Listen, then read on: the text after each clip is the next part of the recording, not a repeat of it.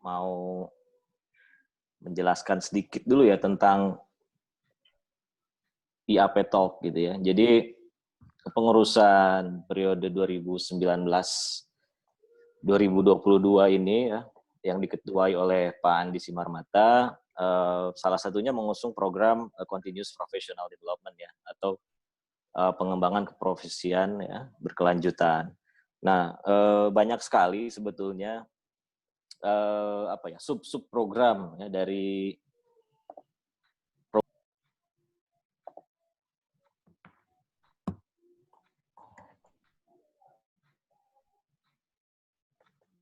Kamu di mute, Mas. sorry. Udah sampai mana tadi ya? CPD ya. Jadi salah satu program IAP periode ini adalah CPD, yang salah satunya ini adalah talk show.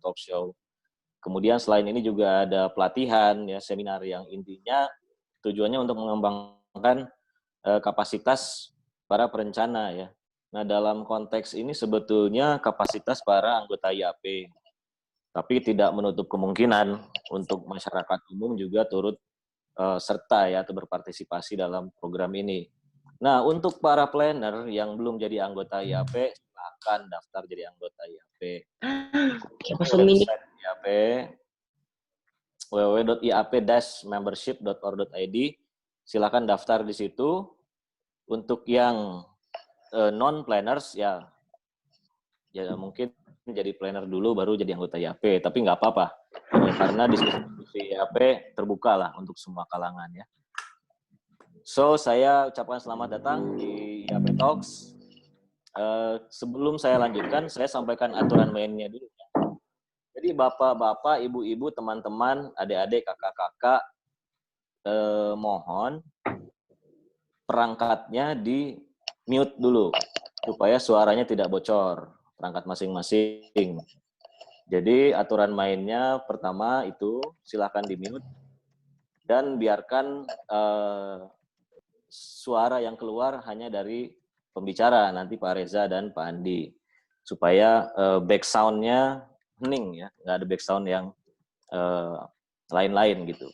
Yang kedua, selama berlangsungnya diskusi, silahkan menanggapi secara bebas, bertanya boleh, mengeluarkan pernyataan silahkan, intinya berdiskusi, tapi lewat fitur chat yang ada di Zoom ini.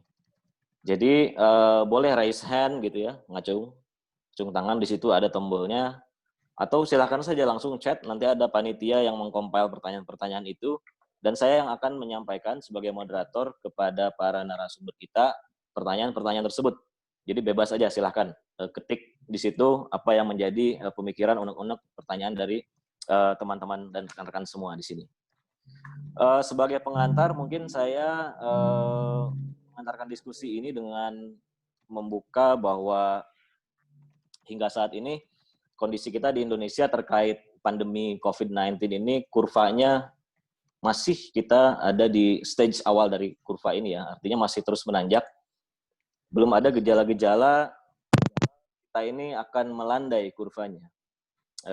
Kasus kita sudah 2.000 lebih, di mana rate yang meninggal itu 8-10% ya. Ini jumlahnya sangat mengkhawatirkan, hampir 2 kali lipatnya rata-rata persentase yang meninggal di dunia, seperti itu.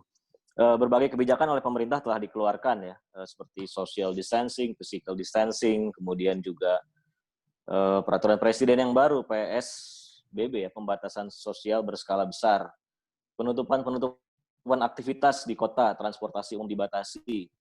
Intinya segala aktivitas yang berpotensi untuk menjadi media penyebaran COVID ini semua dibatasi. Sudah juga ada protokol di lingkungan RT dan di lingkungan RW dan di kampung-kampung kota, misalnya di kampung-kampung kota di Jakarta, agar penyebaran ini bisa terhenti ya. Tapi di tengah kebijakan-kebijakan ini, kurva kita masih naik, belum ada tanda-tanda ya kurva ini akan melandai. Selain itu, diskursus di negeri ini juga masih pada tataran situasi pada saat terjadinya ya. Belum banyak diskusi-diskusi mengenai bagaimana mencegah ya atau sebelum, dan juga bagaimana nanti pada saat recovery. Kalau di aspek kebencanaan itu ada rehabilitasi lah ya. Tapi kalau di istilah pandemi ini recovery. Jadi diskursus di tempat kita ini masih berlangsung di tataran itu, yaitu pada saat terjadinya. Sementara untuk planning for health resilient city, kita harus bicara pencegahan sebelum, pada saat, dan juga nanti masa recovery-nya. Nah, di sini sudah ada hadir Mas Reza Sasanto. Beliau adalah planner ya, seorang planner yang kini bekerja di Swiss di bidang banyak bergerak di bidang planning for health resilience, health system, dan juga health services gitu ya. Nanti Mas Reza akan sharing bagaimana pengalaman-pengalaman beliau dalam merencanakan untuk ketangguhan kesehatan kota. Lalu juga ada Bang Andi. Bang Andi ini adalah Ketua Umum IAP periode 2019-2022. Bang Andi akan menjelaskan bagaimana sebetulnya situasi ideal yang tadi nantinya akan disampaikan oleh Mas Reza ini dikontekstualisasikan ke kasus kita di Indonesia.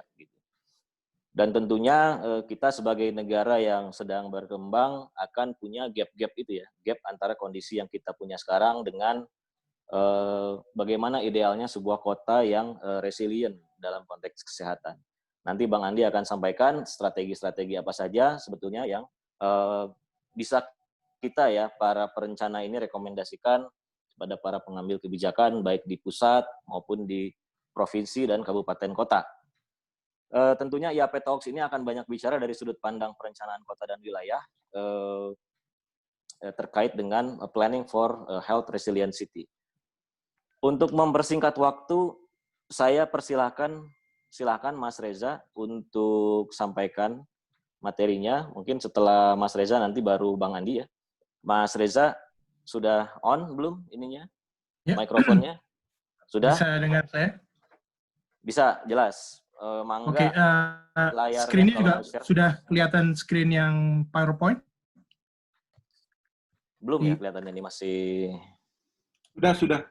Sudah ya? Oke, sudah. Oke. Silakan Mas Reza, 10 menit, 15 menit, mangga. Oke, kira-kira 15 menit ya mungkin. Oke, selamat siang. Assalamualaikum warahmatullahi wabarakatuh untuk semua rekan-rekan IAP dan mungkin juga adik-adik yang saya hormati. Saya terima kasih sekali untuk Andi dan pengurus IAP yang sekarang. Kelihatannya kita perlu lebih banyak metode untuk continuing professional development ini dengan cara seperti ini, karena ini yang menjadi tren sekarang di berbagai belahan dunia. Karena untuk face to face kelihatannya juga waktunya sudah sangat terbatas. Saya kira-kira outline untuk presentasi hari ini lebih di awal ilustrasi, saya kasih ilustrasi terminologi, kemudian sedikit mengenai health security dan health system resilience, dan kemudian saya punya sedikit masukan bagaimana kita sebagai planner harus bisa bersikap atau merespons kejadian luar biasa yang kita hadapi sekarang ini. Oke, mungkin di awal saya hanya flash image bagaimana di tahun awal-awal 1900-an ketika ada Spanish flu, itu kota-kota di dunia juga mengalami karantina, kemudian mengalami kedaruratan untuk kesehatan. Ini contoh Spanish flu yang terjadi tahun 1918 kalau nggak salah ya. Ini beberapa penyakit outbreak yang terjadi belum lama, dari tahun sekitar 60-an sampai sekarang. Kita bisa lihat bahwa tahun ini kita ada dikunjungi coronavirus yang sebelumnya juga muncul di MERS dan di SARS tahun 2002 dan 2012. Namun kalau kita lihat kelihatannya yang sekarang ini sifat virusnya sangat berbeda dengan sebelum-sebelumnya. Ini yang kita mesti hati-hati. Seperti tadi Dimas juga sudah katakan, kurva kita juga belum peak ya, belum maksimum ya. Kemungkinan akan naik lagi, dan ini terjadi di banyak negara, termasuk di Eropa.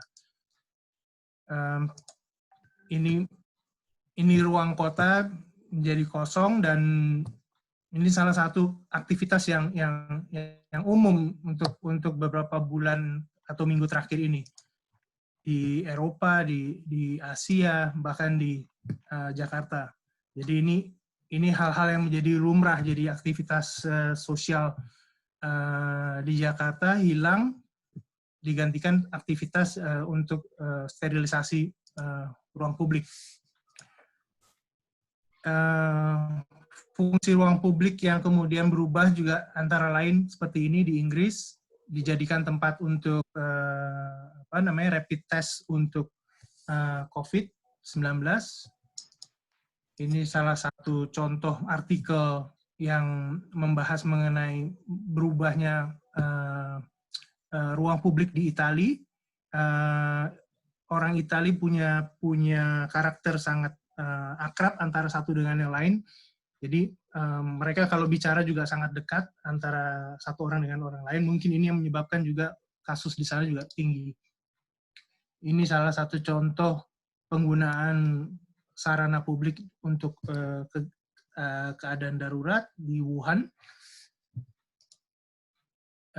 Kemudian untuk perubahan fungsi kegiatan atau mode kegiatan juga seperti ini di Bahrain, di postpone untuk Formula One. Ini contoh lain juga, mungkin sudah pernah lihat mengenai pernikahan secara virtual. Jadi undangan tetap datang dengan menggunakan Zoom, menggunakan virtual, tetap didoakan dari jauh. Oke, saya coba masuk sekarang ke beberapa data statistik. Tapi mungkin hanya flash saja cepat. Kita lihat traffic jelas turun di Jakarta dan di kota-kota yang lain. Ini data mengenai bagaimana negara kita dibandingkan dengan negara lain waktu ketika kita menyatakan bahwa kita harus melakukan karantina atau bukan lockdown ya, tapi untuk pembatasan pergerakan penduduk. Ini contoh statistik lagi untuk data statistik perjalanan. Di sebelah kanannya ini untuk polusi, untuk nitrogen dioxide turun sangat jauh, dan kita juga mungkin nanti bisa lihat data ini untuk kota Jakarta dan kota-kota lain di Indonesia. Menarik sebetulnya untuk planner untuk melihat tren-tren seperti ini. Nah, mungkin sekedar untuk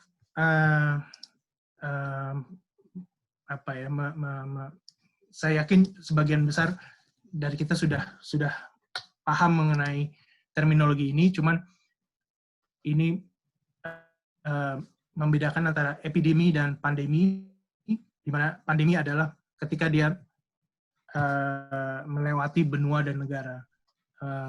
Saya masih banyak menemukan kebalik-balik gitu ya. Tapi ya cara gampang mengingatnya pandemi ada P, ada paspor, itu dia pasti keluar dari batas negara. Endemi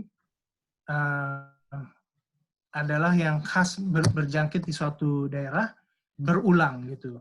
Jadi contoh di misalnya kita tahu di Papua endeminya adalah malaria. Itu salah satu contoh. Kemudian health security. Istilah ini di Indonesia disebut dengan ketahanan kesehatan. Jadi kesiapsiagaan kita untuk menghadapi ancaman baik penyakit menular maupun bahaya kesehatan lainnya. Nanti mungkin saya bahas ketika di slide untuk di International Health Regulation. Kemudian Health System Resilience, terjemahan resminya ketangguhan sistem kesehatan. Jadi kemampuan sistem pelayanan kesehatan kita untuk tetap menyelenggarakan fungsi-fungsi pelayanan primer. Jadi walaupun ada krisis, baik krisis itu pandemi maupun krisis-krisis yang lain, misalnya bencana alam, sistemnya tetap bisa melakukan atau memberikan pelayanan kesehatan yang rutin. Rutin itu ya kesehatan seperti imunisasi, seperti untuk pelayanan diabetes, cuci darah, dan sebagainya. Kemudian ada istilah PHEIC atau Public Health Emergency of International Concern.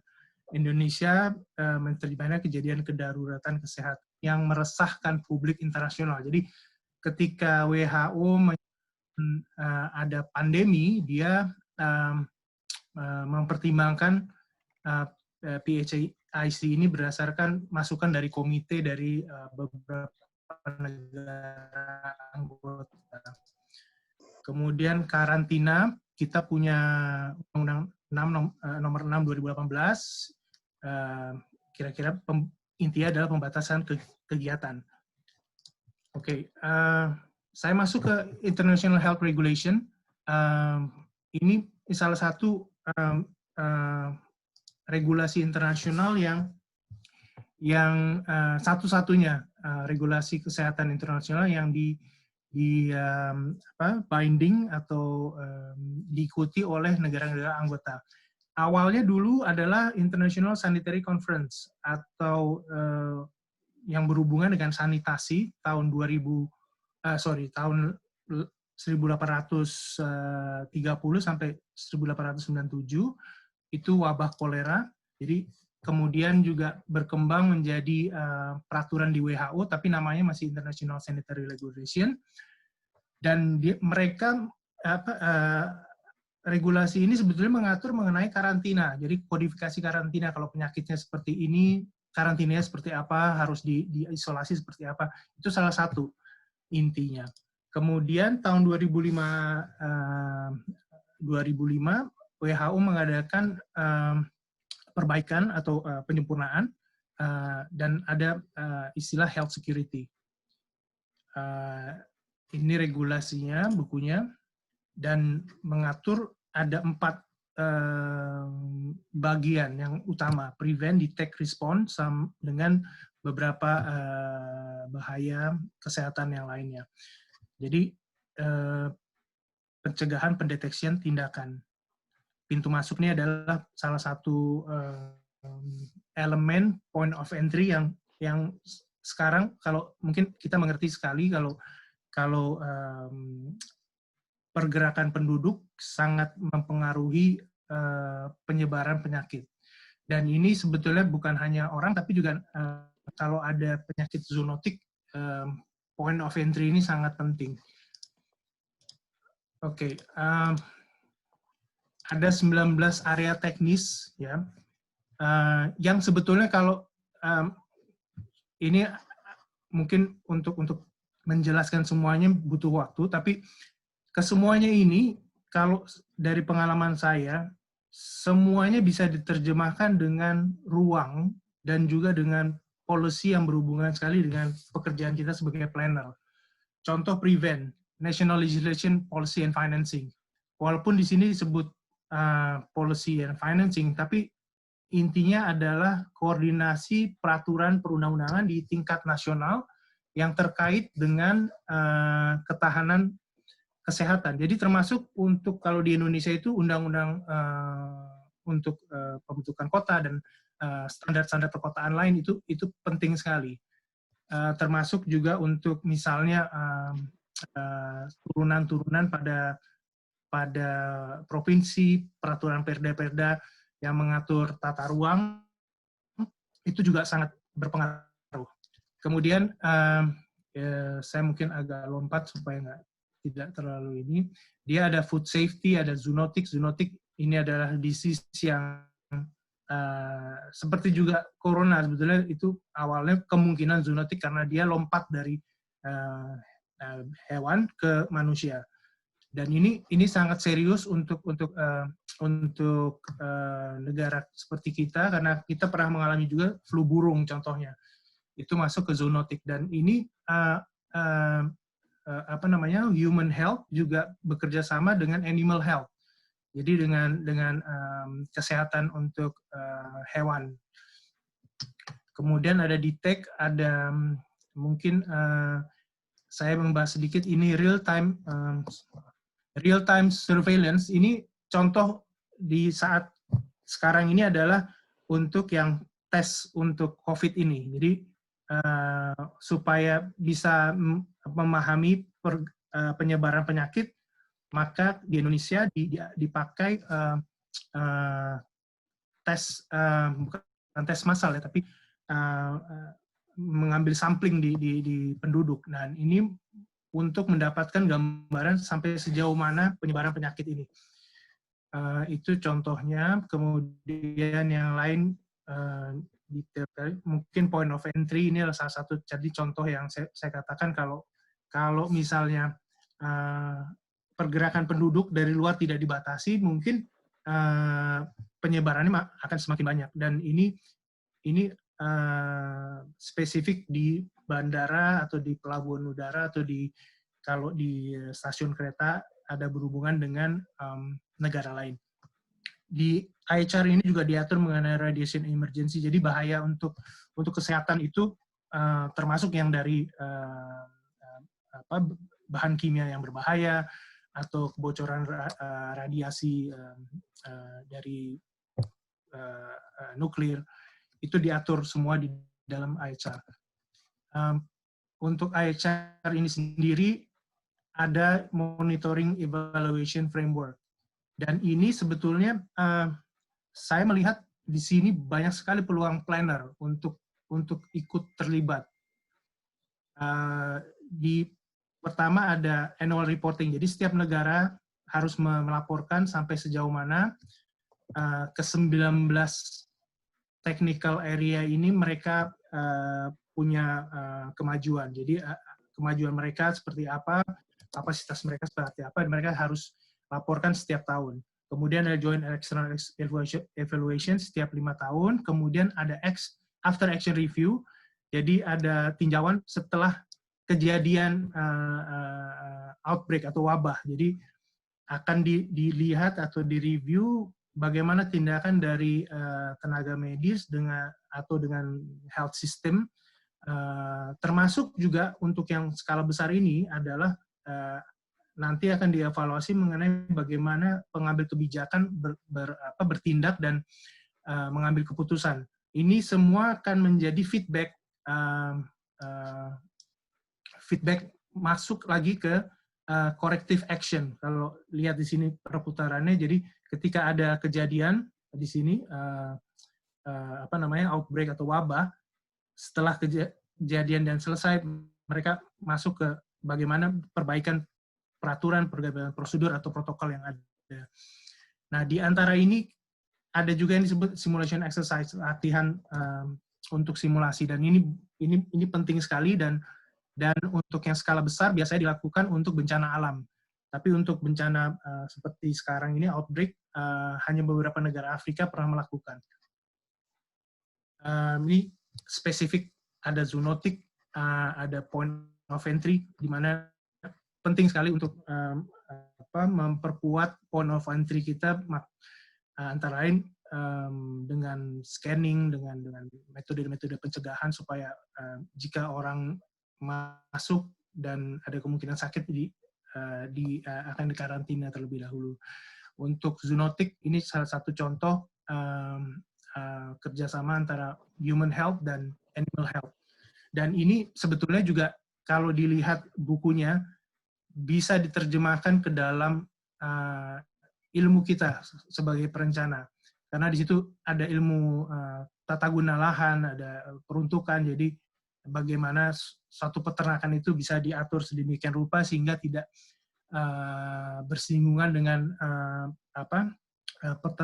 peternakan yang lain yang bisa membahayakan atau membuat penyakit itu lompat dari satu binatang ke binatang lain atau dari binatang ke manusia.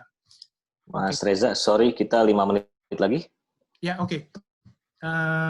Saya mengenai ketangguhan sistem kesehatan, intinya fleksibilitas untuk melakukan tadi seperti saya jelaskan di depan, rutin kesehatan di saat-saat kritis. Mungkin saya lompat ke ini bagan nggak? Saya pikir tidak perlu. Ada kesempatan kita juga untuk rekomendasi untuk majelis tinggi di WHO. Di situ disebutkan dengan jelas perlu peningkatan kesiapsiagaan melalui integrasi. Ada beberapa hal, salah satunya perencanaan perkotaan urban planning. Jadi disebut dengan jelas di situ. Kemudian ada satu contoh aktivitas dari health security dan health system resilience ini yang berhubungan dengan PWK. Contohnya adalah imunisasi, pabrik vaksin kita perlu mengatur tata ruang dan kawasan industrinya, termasuk untuk prasarana-sarana, distribusinya membutuhkan juga pergudangan, penyimpanan sementara, cold chain, lokalisasi imunisasinya merupakan sarana kesehatan, kemudian tempat penyimpanan vaksin di dalam sarana kesehatan butuh sekali dukungan kelistrikan, kemudian tempat pembuangan sampahnya juga harus ada standar khusus untuk perkotaan. Pekerja kesehatannya juga membutuhkan hunian, transportasi, rekreasi, dan lain sebagainya. Kemudian perspektif perencana atas pandemi, dan ini usulan dari saya. Kita harus bisa melihat fenomena dan dampak yang ada sekarang ini berubah untuk ruang, mulai dari ruang privat yang sekarang ini menjadi ruang produktif, dan kemungkinan kita mesti lihat inovasi apa yang ada ke depan, karena kita punya pengalaman seperti ini. Kemudian fungsi ruang yang bisa membuat kita tetap hidup sehat dan bekerja dari rumah itu seperti apa? Apa perlu diatur atau tidak perlu diatur? Itu salah satu masukan. Terus kemudian yang utama yang sekarang kita menjadi tantangan adalah apakah bisa menjadi normal kembali, dan kemudian apa prioritas kita sebagai planner untuk memulihkan hal-hal yang mungkin sekarang berdampak sangat negatif. Kemudian masukan sedikit untuk profesi kita dan IAP. Satu, komunikasi dengan profesi lain itu sangat penting untuk memahami mereka butuhnya apa sih di aktivitas mereka di kota. Mungkin kita ada hal-hal yang kita kurang pahami dari mereka. Diskusi di sektor penting yang menggunakan logistik, seperti peternakan, kemudian pasar, kemudian pertanian urban, kemudian juga mungkin ini yang penting juga gitu, meninjau kembali standar-standar perencanaan kota. Mungkin kita bisa benchmarking dengan negara lain. Ini sebagai contoh SNI untuk lingkungan perumahan di perkotaan. Kita bisa lihat di sini mungkin ada luas lahan sekian, tapi yang belum diterjemahkan dari sini adalah kebutuhan misalnya energinya, kemudian kebutuhan lain yang sekarang sedang berkembang, itu digital culture, budaya digital kita. Oke, yang terakhir ini komunikasi dengan badan internasional. Untuk recovery, kita perlu menjelaskan apa organisasi kita atau bagaimana kontribusi kita bisa juga ikut untuk recovery, bahkan untuk recovery untuk SDG. Demikian mungkin presentasi dari saya. Terima kasih. Saya kembalikan kepada Dimas. Terima kasih. Oke, Mas Reza, makasih. Oke, teman-teman ya, rekan-rekan semua, tadi kita sudah dengarkan banyak sekali poin-poin yang bisa kita ambil. Salah satunya adalah bagaimana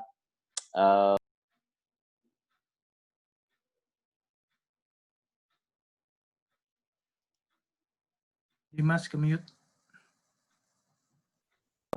Sorry, pencet terus. Ya, yang tentunya situasi ideal ini perlu dikontekstualisasikan begitu ya ke situasi kita di Indonesia. Nah, Pak Andi di sini akan sampaikan, Pak Andi nanti akan menjelaskan sebetulnya bagaimana sih gap yang ada dengan baseline situasi di kota-kota kita sekarang gitu ya. Dan kemudian bagaimana kota-kota kita ini kemudian bisa mencapai ke situasi atau standar-standar yang tadi penting itu dari perspektif kota-kota di negara-negara maju ya. Silakan Pak Andi, Bang Andi, mangga. Udah malah left the meeting Bang Andi. Salah pencet kayaknya. Oke, sambil nunggu, udah muncul lagi belum Bang Andi? Belum ya. Oke, sambil nunggu mungkin mencoba mereview tadi ya beberapa poin. Pertama, tadi ada temporary space ya. Kalau kita perhatikan dari presentasinya Mas Reza itu bahwa kota-kota itu harus siap gitu ya, menyiapkan temporary space. Dulu waktu pasca bencana tsunami ya, kita langsung tergerak untuk membuat undang-undang tentang kebencanaan dan kemudian juga undang-undang tata ruang di situ dikontekskan harus tangguh ya terhadap bencana. Nah mungkin kejadian ini juga akan men-trigger kita ya untuk membuat aturan-aturan baru ya, standar-standar baru perkotaan yang tangguh secara kesehatan gitu ya, atau health resilience. Jadi misalnya menyiapkan ruang-ruang temporer seperti tadi Mas Reza sudah sampaikan ya contoh-contohnya. Nah ini dia, Pak Andi sudah balik lagi. Ya, Langsung aja ya, Pak Andi. tadi saya salah pencet, maklum generasi kolonial. Biasa itu kalau salah pencet. Silakan, Bang Andi. Terima kasih Pak Reza tadi ya di awal sudah memberikan framing yang bagus sekali untuk bagaimana keterlibatan kita ya perencana kota dan mungkin rekan-rekan yang juga menggeluti bidang perkotaan gitu ya. Nah di sini saya mungkin mau setup konteks di kita di Indonesia, nanti mungkin dalam diskusinya mungkin Mas Reza juga bisa bantu elaborasi. Jadi kalau di dalam satu konsep yang sering disebut dari urban planning itu dan health city itu, kita selalu pakai konsep bloom namanya ya. Mungkin bagi teman-teman planner yang belum terbiasa atau belum terekspos dengan isu kesehatan, sebenarnya ada satu konsep di planning for healthy cities itu bahwa peran dari perencanaan kota itu sangat relevan di dalam menyiapkan kotanya agar lingkungan hunian, tempat kerja, maupun interaksi antar komponen kota itu bisa sehat dan mendukung kegiatan kota. Jadi kalau lihat diagram ini, ada 4 elemen yang diusulkan oleh si Bloom ini. Pertama adalah yang mempengaruhi satu status kesehatan itu adalah keturunan atau genetik atau heredity ya. Jadi gen kita itu kayak apa? Mungkin kita berbeda dengan orang-orang yang negara 4 musim atau negara-negara yang etnisitinya beda dengan kita. Yang kedua juga layanan kesehatan. Kalau kita sering disebut di sini Yankes gitu ya. Sebenarnya Indonesia dari zaman dulu sudah punya sistem yang bagus sampai ke level komunitas yang sering disebut dengan puskesmas. Bahkan khusus untuk kelompok target tertentu itu ada posyandu ya untuk ibu-ibu dan anak-anak, kesehatan anak-anak. Jadi Indonesia itu sebenarnya dari dulu sudah punya sistem yang lumayan terstruktur di health and service-nya. Di situ juga sekarang berkembang juga banyak pusat-pusat rehabilitasi untuk pasca kejadian kesehatan gitu ya. Misalnya yang rehab kalau dia mengalami masalah health mental gitu ya, kesehatan mental atau juga narkoba dan seterusnya. Dan faktor ketiga itu behavior atau pola perilaku. Nah, ini sangat nanti bisa kita lihat bagaimana perbedaan perilaku, terutama di sini nanti disiplin ya. Disiplin dalam melaksanakan aturan dari masyarakat kita, mungkin kita lihat nanti contoh di India, dan juga masyarakat yang mungkin lebih mature dari sisi peradaban kotanya ya, sehingga kemudian mereka bisa lebih adaptif dan lebih suportif terhadap perubahan yang sedang kita alami sekarang. Nah, tentu yang keempat adalah lingkungan atau kesehatan lingkungan. Disinilah peran planner sebenarnya. Planner secara tidak sadar ataupun secara tidak langsung, dia sangat membantu dari proses pembentukan lingkungan hunian itu, atau yang sering disebut dengan build up area lah kalau kita ya. Di situ kita dari skala yang paling kecil, tata bangunan, kalau di bangunannya mungkin kita lebih ke arsitek, tapi kalau ke tata bangunan kita udah mulai punya peran, bagaimana kerapatan antar bangunan, bagaimana kepadatan suatu kawasan kita atur melalui building envelope, atau melalui zoning regulation. Nah, itu sebenarnya faktor kesehatan sudah masuk di situ. Tapi mungkin kita lebih banyak membahas sinar matahari yang masuk gitu ya, atau boleh atau tidaknya ada pemeliharaan ternak atau hewan peliharaan di dalam suatu kawasan perumahan, dan mungkin lebih ke sana. Dan kita di agak lebih luas dari itu, kita juga berinteraksi dengan lingkungan permukiman ya. Jadi bagaimana desain satu kawasan itu misalnya lebih ramah ke pejalan kaki gitu ya, sehingga orang-orang yang tinggal di kawasan itu bisa lebih sehat karena dia jalan dari rumah ke sekolah atau dari rumah ke pusat belanja dan seterusnya. Nah, di sini era-era sekarang, 2 dekade terakhir memang auto dependence street itu menjadi primadona ya. Jadi tapi dalam 1 dekade terakhir mulai ada gerakan untuk pedestrianisasi kota. Jadi kita mungkin secara tidak langsung kita sudah touch little bit terhadap isu sehat itu. Termasuk juga kalau teman-teman yang mendalami bagaimana teknologi pengelolaan limbah, bagaimana integrasi prasarana limbah dan sampah itu juga menjadi bagian dari upaya kita mewujudkan ruang kota yang bisa menjamin warganya sehat. Nah, kesemuanya itu sebenarnya harus saling berinteraksi agar menjamin agar warga yang ada di kota itu bisa lebih sehat. Nah, saya akan grafik ini mau saya tunjukkan seperti ini. Sebenarnya kalau kita bicara pembangunan, karena planner itu juga ada di public domain, kita sebenarnya sudah punya pathway ya, punya pathway bahwa kita sekarang kondisinya di sini, yang mau kita tuju pakai RPJP, pakai RT/RW, pakai RPJM gitu ya. Ada satu pathway yang sudah kita set up gitu ya. Nah, dulu kita mungkin pakai rasio ekonomik gitu ya. Jadi ketika ada GDP tertentu atau PDRB tertentu, itulah semacam achievement atau PAD tertentu. Nah, tapi di sini saya coba propose dengan membaginya dengan carbon footprint yang diselenggarakan oleh suatu negara atau kota atau provinsi gitu ya. Nah, di sumbu X-nya ini adalah timeline-nya. Nah, jadi dalam menjalani pathway ini, ada 2 kejadian yang sebenarnya harus diantisipasi oleh planner. Jadi planner itu akan berhadapan dengan uncertainty. Uncertainty yang pertama adalah ketika ada slow onset atau perubahan yang perlahan tapi pasti. Nah, itu akan memberikan stres atau tekanan terhadap pathway itu. Jadi sehingga kita harus menyiapkan diri sebenarnya, menyiapkan kota kita agar tekanan itu tidak menurunkan laju kita terhadap pathway ini.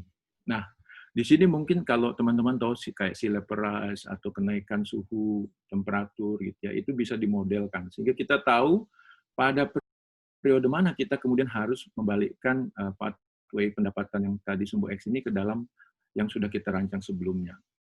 Nah, yang kedua ini adalah uncertainty dari rapid changes atau perubahan yang bersifat shock. Yang kita tidak duga, datangnya tiba-tiba, dan itu bisa meluluhlantahkan sistem. Dan ini yang kemudian bisa down ke bawah. Nah, kejadian seperti COVID sekarang ini itu is a part of the disaster. Makanya kemudian Satgas COVID itu dibawa ke BNPB, Badan Nasional Penanggulangan Bencana. Sekarang kita masih di masa ini, di masa ketika setup misalnya dari dari senario economic growth kita yang 5% sekarang sudah di-adjust ke 2,2% dan kemungkinan terburuk bisa minus 0,4%, maka pertanyaan besar kita, bagaimana kita mengarungi ini dan kemudian kita bisa rebound ke posisi yang kita sudah rancang dari awal tadi. Nah, ini pertanyaan yang mendasar bagi kita untuk bisa membantu pemerintah di sini dalam memberikan berbagai skenario impact dan bagaimana rebound-nya, bagaimana kita bisa kembali ke sini. Nah, ada yang menarik ada apakah kita bisa kemudian memberikan satu titik equilibrium baru ketika ini sudah tidak mungkin ini kita capai, kita pada titik mana kita kemudian kita bisa sama-sama membangun kesepakatan itu. Jadi harus stakeholder-nya itu harus dirubah mindset-nya bahwa kita tidak lagi pada kondisi normal gitu. Semua harus menyadari itu gitu ya. Ketika ada seseorang yang putus cinta gitu ya, patah hati karena saya lihat di sini banyak mahasiswa ya, mahasiswi. Jadi dia kemudian harus menyadari bahwa dia udah nggak sama pasangannya, itu realitanya gitu. Jadi nggak usah ngotot gitu, mendapatkan si cewek atau cowok itu. Nah, mindset-nya harus dirubah ya bahwa dia jomblo gitu. Sama kayak kita sekarang bahwa kita work from home. Kemudian yang kedua, validating future scenario-nya. Future scenario ini sangat penting untuk diprediksi, tapi kita sama-sama tahu tidak ada yang plausible answer. Tidak ada yang convincing. Tapi kita memahaminya, kemudian itulah yang kita sepakati, sehingga kita ada arah yang kita sama-sama tuju. Yang ketiga ya tentu transformative leaders ya. Jadi kalau leadersnya itu ya di level RW, di level kelurahan sampai ke presiden, itu memang harus membawa visi transformasi itu. Bahwa dunia dengan perubahan yang sangat cepat ini, orang-orang yang hanya mempunyai kemampuan adaptasi, kota-kota yang bisa beradaptasi, itu yang bisa selamat dari mengarungi badai ini. Nah, sekarang pertanyaannya ke kita ada dua. How low can, bahasa Indonesianya itu seberapa rendah ya dampak itu bisa kita respon melalui sistem yang sekarang. Ada perdebatan antara karantina wilayah dengan PSSB sekarang gitu ya. Tapi intinya di sini siapa yang bisa memberikan satu respon kepada publik bahwa PSSB ini adalah salah satu solusi yang paling bisa menekan dampak itu supaya tidak tinggi. Yang kedua adalah bagaimana recovery plan-nya itu bisa membawa kita kembali ke trajektori lain yang sudah kita siapkan. Nah, itu dua pertanyaan yang sebenarnya planner pada saat emergency ini juga harus bisa berperan. Nah, selanjutnya kita bicara tentang peran kita sendiri, sehingga kemudian pada awal kejadian, seharusnya kita harus memberikan di tempat kerja kita masing-masing, di daerah kita tinggal, memberikan input kepada pemerintah daerah atau pemerintah provinsi, kota, kabupaten, untuk di mana tempat yang paling efektif dan efisien melakukan early check-up. Jadi, selama ini tidak terpantau pada awal-awal Maret itu, sehingga banyak penumpukan di rumah sakit gitu ya. Sehingga orang jadi enggan. Baru kemudian, seminggu kemudian, pakai hotline, orang akan datang memeriksa kita. Tapi kemudian ada problem juga di tempat pemeriksaan itu sendiri maupun di alatnya dan sumber daya manusianya. Sehingga harusnya kita bisa memberikan satu rekomendasi, karena ini sifatnya ruang geraknya adalah satu lingkungan atau di neighborhood unit. Makanya di paper saya coba, kenapa nggak pakai TPS aja dulu kalau hanya untuk pemeriksaan. Tapi ternyata alat pemeriksaan juga terbatas. Yang berikutnya pada saat kejadian, nah ini tempat yang paling aman dan memenuhi standar fasilitasi ruang isolasi. Isolation room itu punya kriteria, termasuk nanti buangan dari sampah dari berbagai ruang isolasi itu. Ini harus di-prepare sebenarnya sebelum kejadian, pada saat kejadian itu. Jadi kalau kita punya blueprint, sebenarnya cetak biru itu kita udah punya titik-titik yang multifunction gitu gedungnya untuk kita dorong ini. Yang ketiga pada saat penanganan krisis. Nah, ini agak berbeda dengan yang kita alami sekarang dan dulu ya. Kalau dulu dan sekarang kita selalu dilatih untuk evacuate gitu ya, menemukan jalur evakuasi secepat mungkin, early warning system. Nah, kalau kejadian yang COVID ini kita justru diminta untuk bertahan di rumah. Dan itu bisa 1 bulan, bisa 2 bulan. Jadi kemungkinan dia bisa ketika manusia ya berkumpul dalam satu ruang yang padat gitu ya, bisa jadi ada mental health di situ, ada stres di situ gitu ya. Karena kita belum bereksperience di aspek ini. Karena kita terlalu belum ada kejadian sebesar inilah ceritanya begitu. Nah, pada saat pasca kejadian kita harus bisa membantu mengevaluasi efektivitas dari penerapan kalau sekarang PPSSB ya. Kalau sebenarnya saya sangat menyarankan untuk mengkaji bagaimana lockdown terbatas dan lockdown pada unit tertentu bisa dijalankan. Dan kemudian kita harus perbaiki standar perencanaan kita. Tadi Mas Reza sudah sempat menyampaikan SNI yang 2004 ya. Itu juga harus segera ditinjau kembali dengan pasca kejadian ini. Nah, tantangannya apa kemudian? Yang pertama, kita belum terbiasa mengelola big data atau digital data yang terintegrasi. Di sini ada satu peran profesi namanya data scientist. Ya. Data scientist ini adalah orang yang bisa mendive, atau mendive itu menggali data dan mengkonekkan berbagai raw datanya agar dia bisa menghasilkan informasi yang kita butuhkan. Terutama di sini pada ketika ada suspek, di mana suspek itu tinggal, di mana suspek itu bekerja, di mana suspek itu belanja, itu bisa di-generate secara langsung. China dengan bantuan Alibaba-nya kuat sekali di dalam manajemen ini, sehingga kemudian sifat lockdown-nya itu bisa dipartisi ke dalam blok-blok ruang gitu ya.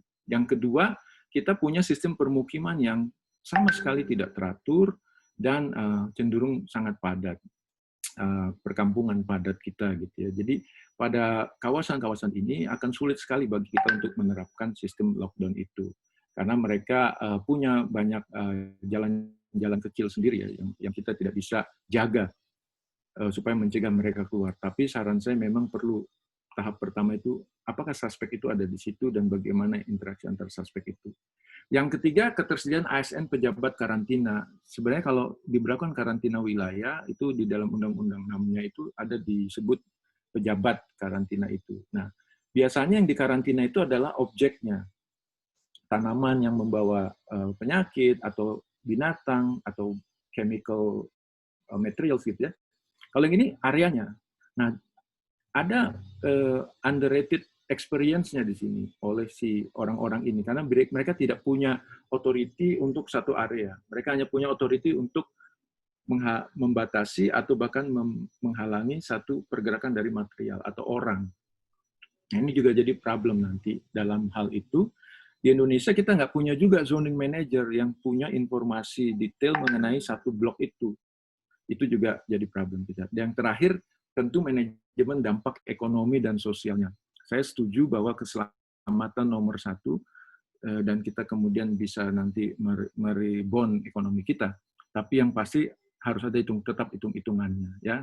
Ada yang mengusulkan dengan basic income, ada yang mengusulkan dengan BLT pada segmen-segmen tertentu dari masyarakat, itu fine-fine aja. Itu kita serahkan sama ekonom. Tapi yang pasti juga ada potensi dampak sosial yang kita harus juga antisipasi, terutama kemungkinan chaos pada area-area yang rawan. Karena di Italia saja pada minggu kedua mereka sudah mulai bergerak untuk memenuhi kebutuhannya.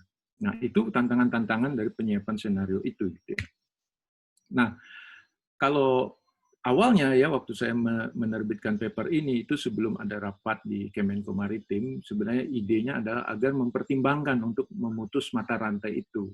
Jadi dari satu pulau Jawa yang bukan dianggap, tapi dari data menunjukkan banyak sekali. Kalau dari warna ini adalah warna yang diambil pada tanggal tersebut, kejadian positif coronanya ya. Jadi semakin tebal dia semakin banyak di situ. Maka kita overlay dengan kota-kota besar dan kota sedang. Karena disitulah sebenarnya melting pot dari berbagai orang tersebut. Jadi jarang biasa untuk sampai langsung ke desa. Kecuali kalau sekarang kalau udah dibiarkan mudik gitu ya. Nah, kenapa ini jadi penting? Karena yang suspek itu belum tentu dia tahu bahwa dia membawa atau dia agent dari si corona itu. Karena alat pemeriksaannya tidak terlalu akurat. Itu banyak sekali kita alami sendiri kejadiannya dari kawan-kawan kita yang terkena.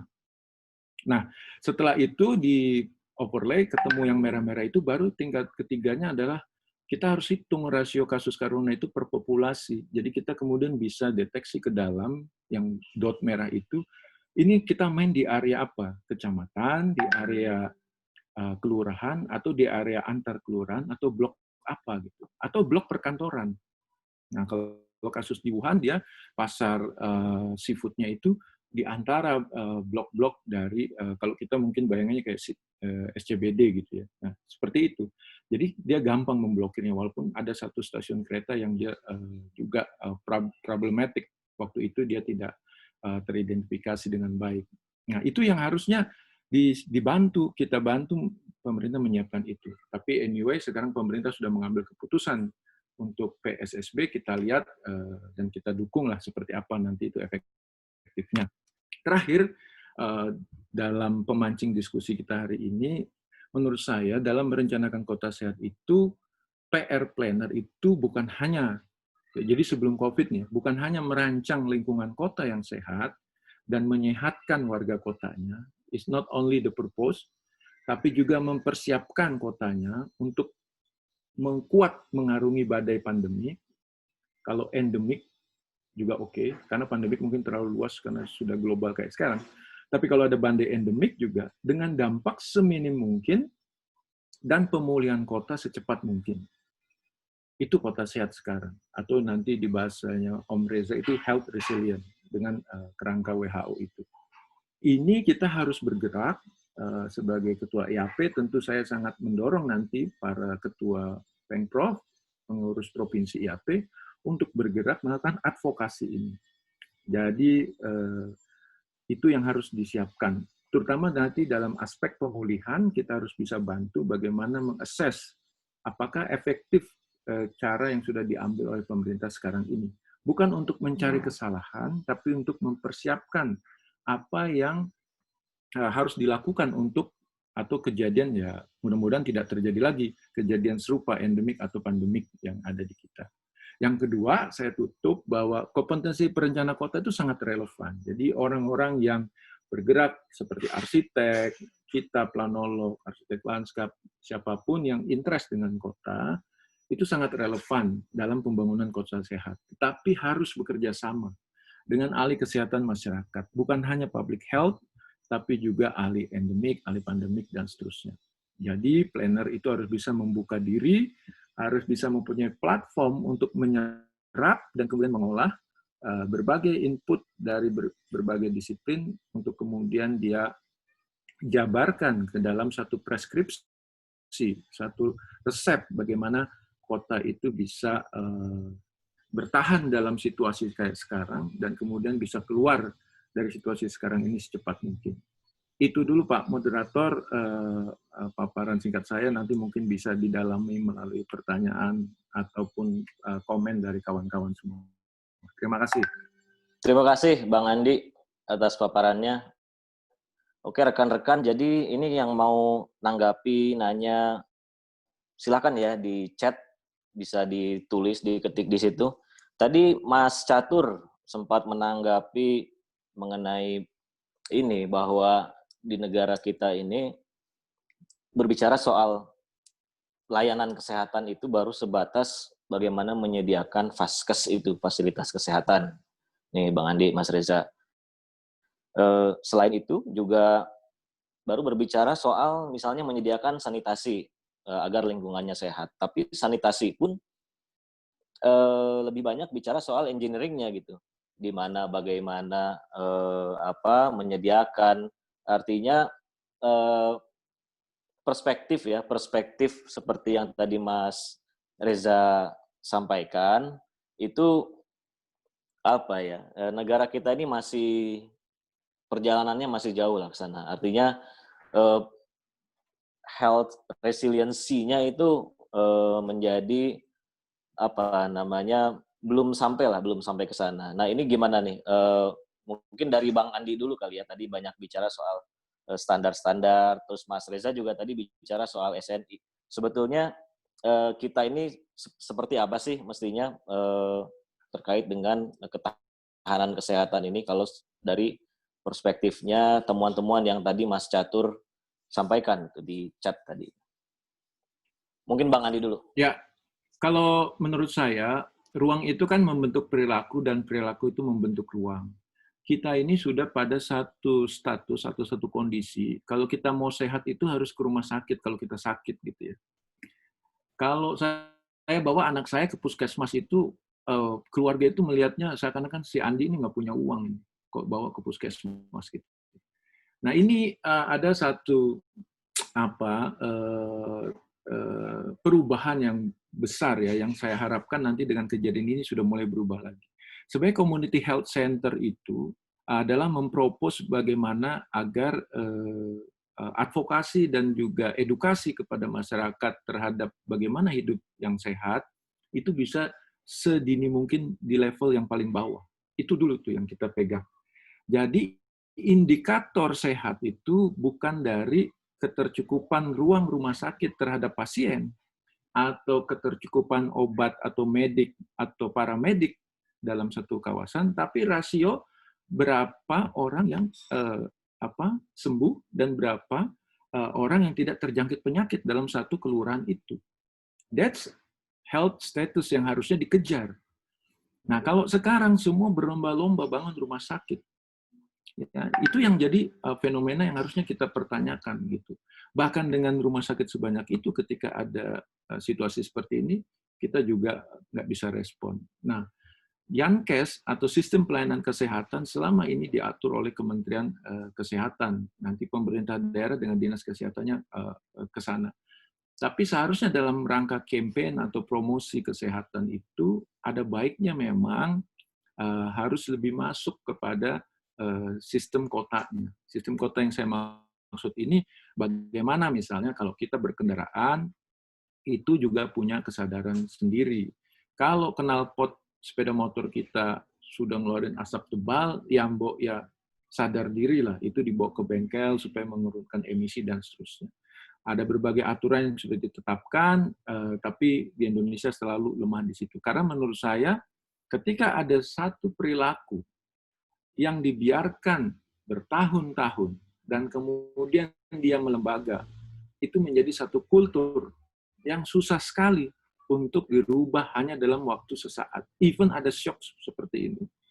Tapi PR kita kemudian adalah mendesain ruang agar tadi, Yankes itu bukan pada ketersediaan obat maupun ketersediaan paramediknya, tapi bagaimana masyarakat bisa mengakses sarana-sarana kota, ruang-ruang terbuka, agar dia bisa hidup lebih sehat, dan kualitas lingkungannya memang kita bisa jaga. Nah, itu PR kita, terutama nanti, sekarang kalau IMB aja, kalau dalam satu kawasan tidak ada communal waste, misalnya ya, untuk kawasan yang padat, sudah, nggak boleh lagi gitu. Jangan dibiarkan dengan dimodif-modif gitu. Karena dampaknya itu bisa akan lebih banyak orang disentri dan seterusnya gitu ya. Itu yang poin saya. Yang kedua, ketika outbreak, itu kita sudah bisa antisipasi. Misalnya DBD itu outbreak pada saat nanti curah hujan maksimum ketika banyak genangan. Biasanya di bulan kalau kita itu DJF, Desember, Januari, Februari dari pemodelan iklim kita. Nah, di situ harusnya sudah siap-siap juga campaign untuk perilaku bagaimana rumah tangga dan juga RW, RT itu siap ke sana. Itu sih poin saya. Tapi untuk standar, saran saya memang harus ditinjau kembali, terutama untuk multifunction buildings dan infrastruktur. Itu, Mas. Oke, mungkin sebelum ke Mas Reza nih, tadi Bang Andi sempat bilang multifunction building ya. Tadi ada juga yang nanya tuh, saya lupa namanya siapa ya tadi. Itu Lipo Plaza dijadikan temporary space sekarang katanya untuk tempat isolasi lah ya, atau tempat perawatan. Nggak cuma ini sebetulnya, kasus di New York juga kita sudah lihat ya kemarin ya, ada beberapa kontainer-kontainer disiapkan. Bahkan di Kota Bogor aja kemarin ada satu kantor perusahaan yang melockdown kantornya, merumahkan kantornya, karyawannya, lalu menjadikan kantornya itu sebagai tempat isolasi untuk pasien-pasien yang positif. Nah, tapi tadi pertanyaannya dari rekan kita adalah sebetulnya bagaimana nanti keselamatan yang di sekitarnya itu, karena kan tempat temporer ini tidak disiapkan untuk tadinya ya, tidak disiapkan untuk mengisolasi ya para pasien gitu. Artinya tempat itu yang tadinya dalam tanda kutip aman, sekarang lingkungan itu menjadi sedikit tidak aman karena dijadikan temporary space untuk para pasien. Ini tanggapannya gimana nih, Bang Andi? Barusan Bang Andi bilang soal temporary space juga soalnya. Ya, nanti mungkin Mas Reza bisa reflect dengan aturan dari health globalnya ya, global health. Ya. Tapi dari saya begini, dalam kondisi terjepit, dalam kondisi terdesak seperti ini, semua orang akan pakai segala resources, ya. Itu yang humanity number one gitu. Itu yang nggak bisa kita larang, tetapi yang kita bisa lakukan adalah mencegah kalau ada dampak negatif dari pilihan itu gitu. Nah, pemilihan rumah, ada hotel jadi rumah sakit, ada hotel jadi tempat isolasi, menurut saya harusnya ada aturan-aturan teknis yang bukan bidang kita ya, dan harusnya Kementerian Kesehatan atau Dinas Kesehatan sudah masuk lebih jauh ke sana untuk bisa mengatur kriteria itu. Bahkan tempat pemakaman aja menjadi isu sosial sekarang kan, kalau bagi orang-orang yang sudah wafat akibat corona ini. Itu karena tadi sistem kita tidak dipersiapkan. Gitu. Memang tidak akan ada sistem yang siap 100%, tetapi bagaimana siapnya itu tidak dampaknya signifikan terhadap kondisi kita sekarang. Nah, itu yang bisa saya sampaikan. Jadi, kalau misalnya itu dilakukan, yang sekarang kita bisa siapkan adalah bagaimana agar ketika keputusan peralihan fungsi itu harus di-secure benar-benar tidak memberikan dampak lanjutan atau dampak pada sekitarnya. Silakan Mas Reza. Silakan Mas Reza tambahkan untuk dari pengalaman Mas Reza di dunia internasional. Jadi sebetulnya kembali ke Indonesia. Jadi sebetulnya kita di Indonesia itu banyak sekali memberikan masukan atau contoh ke badan-badan internasional mengenai cara-cara kita untuk tadi seperti layanan kesehatan di kita yang dari kalau di internasional namanya itu health post, kita ada puskesmas, ada posyandu, dan itu banyak juga direplikasi di negara-negara Afrika.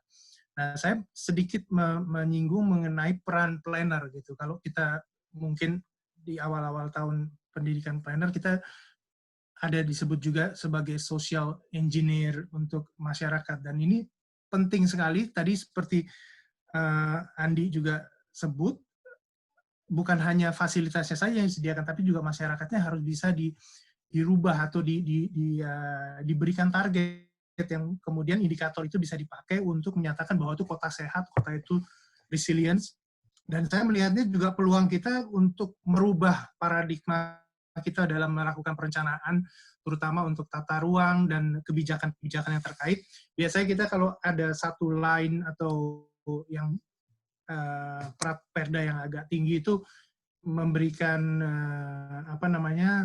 kalimat bersayap lah. Misalnya kota yang sehat, yang bersih dan bla bla bla, tapi kita lupa memberikan indikator yang jelas yang menjadi target pemerintah atau masyarakat di kota itu. Jadi contohnya misalnya tadi seperti Andi bilang, mungkin kita perlu memberikan indikasi misalnya berkaitan dengan kesehatan, misalnya prevalensi untuk penyakit katakanlah DBD atau yang lain. Karena hal tersebut dipakai juga oleh Singapura contohnya untuk DBD, mereka punya target-target, jadi minimal dalam 1.000 atau 1.000 populasi itu maksimal sekian orang sakit DBD. Itu mereka punya target, dan apa yang mereka lakukan adalah sebetulnya restriksi atau controlling yang sangat ketat. Jadi kalau kebetulan saya pernah tinggal di Singapura juga, mereka bisa datang ke apartemen, mereka ketok, mereka akan periksa apakah ada contohnya genangan air atau kaleng yang tidak terpakai, dan mereka kalau menemukan itu dendanya $100. Nah, itu yang perlu kita gunakan juga indikator itu yang membuat kita tidak hanya lagi bicara kota sehat, kota indah, tapi juga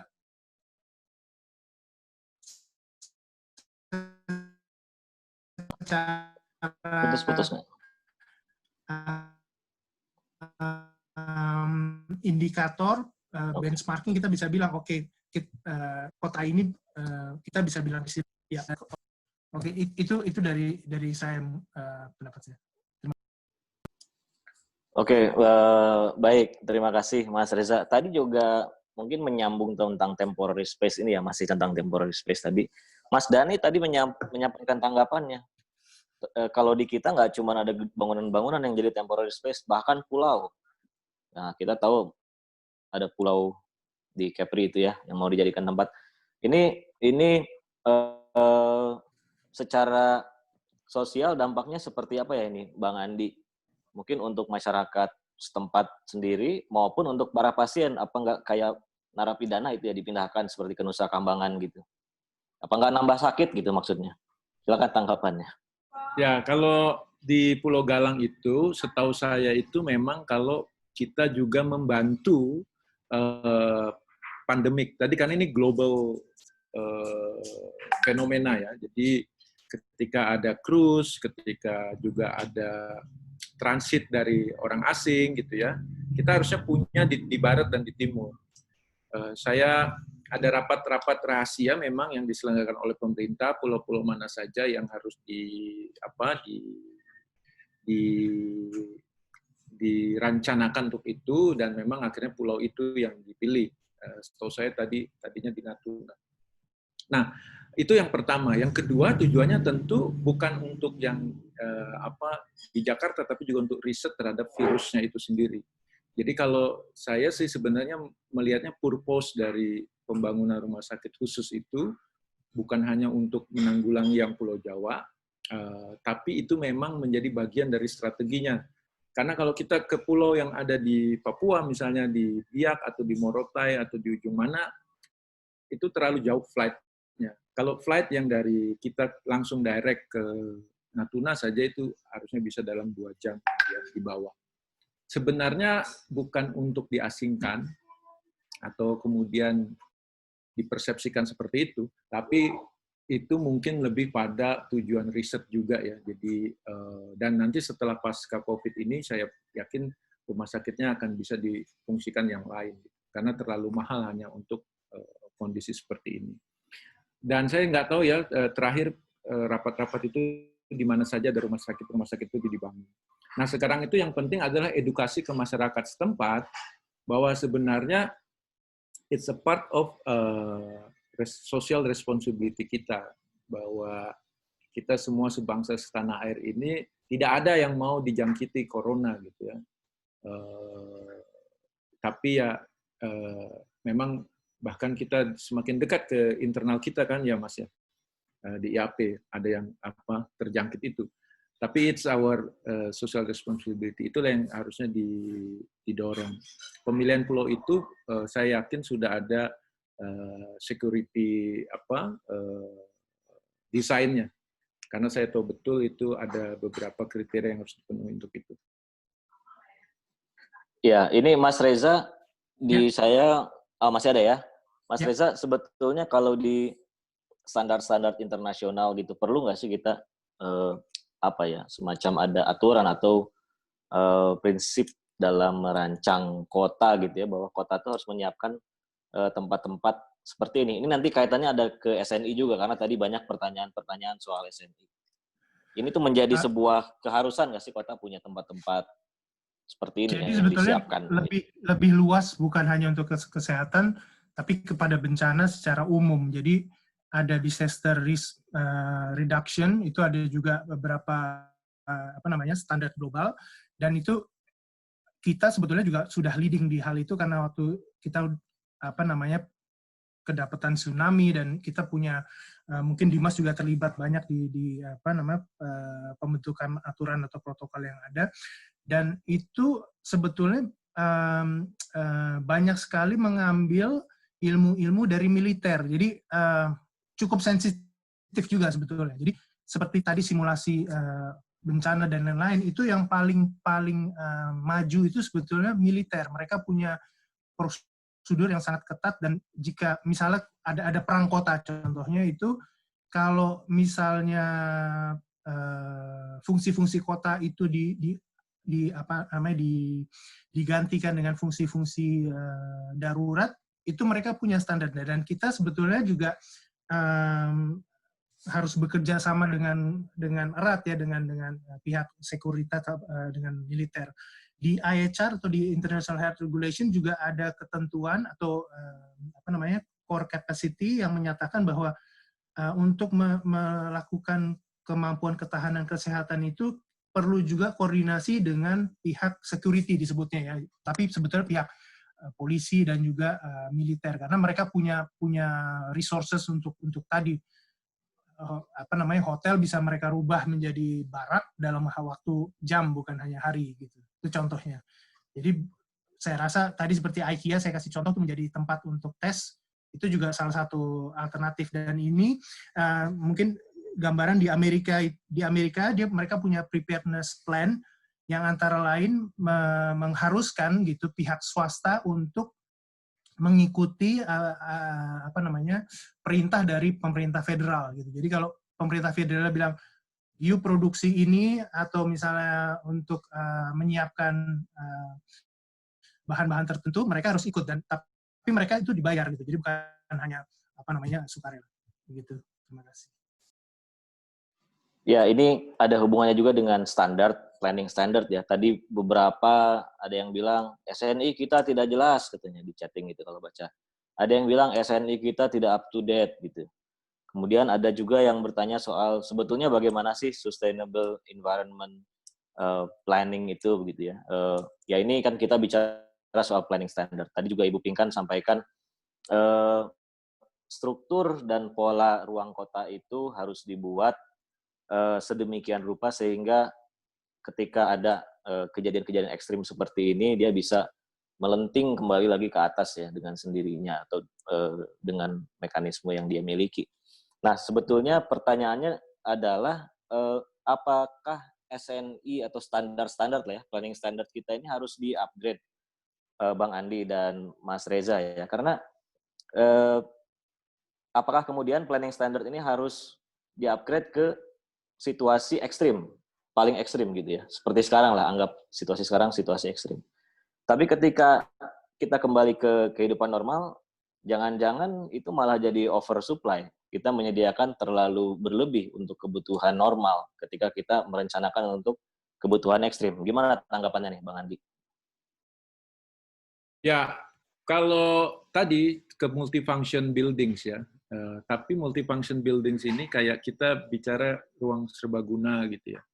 Nah, kan kita sudah mempelajari pada kasus-kasus tertentu kita perlu kapasitas yang bisa ratusan. Ada yang kapasitas yang bisa ribuan gitu ya. Makanya Wisma Atlet itu dipilih itu ya. Tetapi poinnya sebenarnya kalau kita sudah siap gitu ya, mengutilisasi. Sekarang kalau bicara DED aja, DED bangunannya puskesmas gitu. Ya saya nggak tahu sih kota-kota lain di luar Jakarta ya, kan nggak disiapkan untuk ketika ada satu endemi aja, ketika ada satu di kelurahan itu ada satu ayam yang membawa penyakit tertentu, dia bisa di-lock gitu dengan mengandalkan utilisasi bangunan di situ. Jadi yang kita fokuskan adalah membuat satu ruang multifungsi yang bisa plug-in ketika ada situasi ekstrim. Nah, itu yang harusnya di kita, di standar bangunan kita masuk ke situ. Yang kedua adalah standar agak luas lagi ke lingkungannya. Jadi tata bangunan dan lingkungan itu terutama pada pengolahan limbah akibat dampak kesehatan gitu ya. Itu juga penting itu. Jadi bagaimana itu tidak menjadi potensi untuk resiko berikutnya. Nah, lalu yang berikutnya yang menjadi menarik adalah sistem struktur ruang, tadi sempat ada yang bahas ya, Bu Pinkan mungkin. Itu sebenarnya jaringan jalan kita itu, kalau kita sampai ke lingkungan permukiman, itu jalan-jalan gang itu tidak ada yang bisa mapping itu. Itu yang memberatkan gitu ya, memberatkan kita untuk melokalisir suatu kejadian. Nah, next-nya, kampung itu harus kita empower gitu dengan segala karakteristiknya itu, bagaimana caranya dia bisa difungsikan ruang-ruang tertentunya gitu ya. Itu PR-nya, PR besarnya mungkin itu di keciptakaryaan atau itu bisa jadi di bidang ketata ruangan gitu ya untuk rencana detail gitu atau di peraturan zonasi gitu. Tapi kita perlu satu standar. Dan menurut saya di global health campaign itu sudah banyak bergerak untuk membuat satu kriteria dan rancangan yang multifunction itu. Itu kuncinya pembelajaran sekarang. Yang kita khawatirkan juga mungkin merespon sedikit adalah tempat ketika ini banyak isu mengenai mudik gitu ya. Orang mudik, nah di tempat mudik itu resources-nya, facility resources-nya mungkin nggak sebanyak di Jakarta atau kota besar yang di mana dia bekerja kemudian dia mudik. Itu bisa menjadi kalau di bencana itu follow up disaster gitu.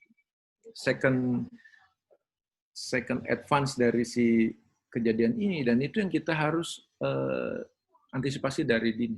Tapi nanti akan saya bahas khusus untuk yang mudik. Mungkin ke Mas Reja dulu. Bagaimana Mas Reja sebenarnya saya juga kalau bisa menggali ini ya, ada nggak kriteria dari health itu yang dalam resilient konteks itu dan security konteks agar bisa di-applied ke sistem kita gitu. Mas Reza, silakan. Ya, tadi nyinggung sedikit mengenai mungkin saya sebut juga second wave itu yang sebetulnya agak berbahaya juga. Karena kita tahu bahwa kita punya musim DBD ini akan masuk juga nih sebentar lagi. Nah, itu yang sebetulnya kita juga mesti hati-hati. Nah, menurut saya penting juga kita mungkin bukan standarnya saja gitu yang kita perbaiki, tapi juga pendekatan multisektoral yang ada sekarang gitu. Kelihatannya kita tadi Andi juga sudah singgung, jadi kita harus benar-benar bisa mengajak semua profesi gitu. Karena kalau saya lihat contoh nih di Kementerian Kesehatan, mungkin ada 1-2 planner, tapi untuk memberikan plan untuk kesehatan Indonesia itu saya pikir yang paling berhubungan itu kita di IAP gitu. Jadi karena kita punya akses di tata ruang gitu. Nah, ini yang mungkin belum dioptimalisasikan oleh mereka karena mungkin mereka tidak mengerti atau mereka juga kekurangan informasi. Jadi kita mesti sedikit agresif juga mungkin mendekati mereka, mengatakan bahwa bisa loh kita misalnya ada rencana kesehatan mereka. Jadi setiap negara itu kita punya juga rencana untuk peningkatan kesehatan masyarakat.